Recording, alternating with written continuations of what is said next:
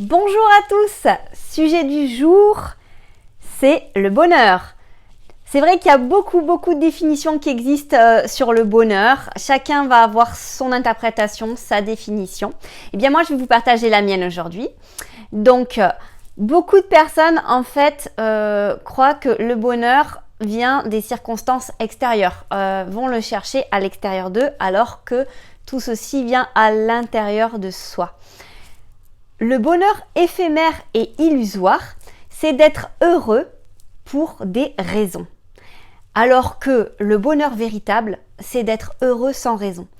Elle est toute là la nuance en fait. Cette phrase, elle veut tout dire sur le bonheur. Personnellement, pour ma part, elle m'a énormément aidée dans mon chemin spirituel et justement dans la compréhension du vrai bonheur. Et du coup, quand vous allez constamment chercher en consommant plus, par des plaisirs immédiats, que ce soit par des achats, par diverses envies, telles qu'elles soient, et bien en fait vous êtes piloté par votre ego et vous n'êtes pas connecté avec votre cœur et avec votre âme à ce moment-là.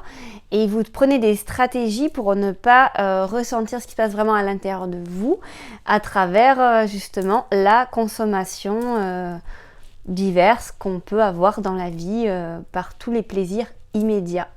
Voilà, donc le bonheur c'est vraiment ça se trouve à l'intérieur de soi et non à l'extérieur.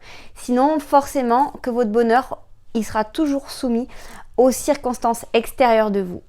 Et donc eh ben, vous n'aurez jamais vraiment la satisfaction d'être pleinement heureux avec vous-même.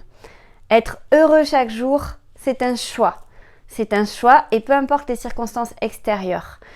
Et pour cela, c'est vraiment dans le moment présent qu'on trouve le bonheur, qu'on trouve cette paix intérieure. D'ailleurs, je vous invite à regarder la vidéo qui est justement « Je pense trop » où vous allez voir comment faire pour accéder davantage au moment présent. Parce que c'est vraiment dans la présence pure que là, l'âme s'exprime et que vous êtes plus empli par ou en fait piloté par votre ego. Et là vraiment la véritable version de vous-même s'exprime. Pour parvenir quand même à cet état, ça passe quand même par un travail personnel, par des thérapies brèves, des accompagnements tels qu'ils soient. Ça c'est obligatoire parce que le chemin on ne peut pas le faire tout seul. C'est très difficile et très périlleux d'arriver ou de croire d'arriver à faire les choses uniquement par soi-même pour mieux se comprendre soi-même. Puisque l'autre est un miroir et c'est justement à travers l'autre qu'on grandit. Et aussi bien sûr à travers les accompagnements.